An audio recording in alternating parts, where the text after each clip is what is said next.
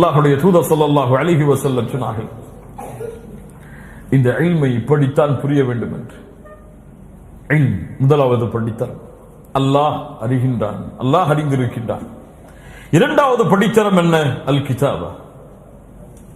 அல் கிதாபா, எழுதினான். எப்படி அல்லாஹ் எழுதினான்?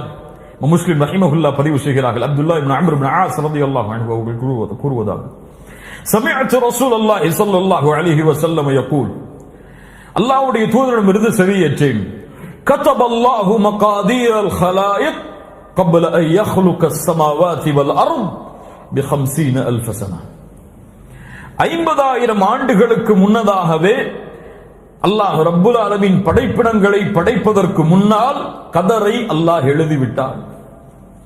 எப்படி எழுதினான்? அஹ்மத், அபூ தாவூத், திர்மிதி போன்ற கிரந்தங்களில் சஹீஹான அறிவிப்பாக பதிவு செய்யப்படுகிறது.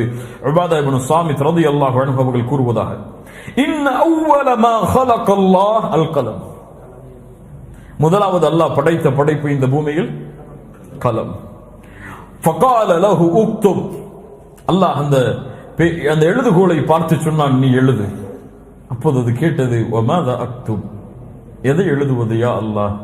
அப்போது அல்லாஹ் கூறினான், உக்துப் மகாதீர குல்லி ஷைஇன் ஹத்தா தகூம ஸாஅ, மறுமை வரும் வரை எதுவெல்லாம் நடக்குமோ அவை அனைத்தையும் எழுதிவிடு. அல்லாஹு அக்பர். அல்லாஹ் அறிந்தான், அல்லாஹ் அதை எழுதினான். அப்ப அல்லாஹ்வுடைய இல்மிற்கு கால அவகாசம் கிடையாது. ஏன்? அது அல்லாஹ்வோடு இணைந்தது.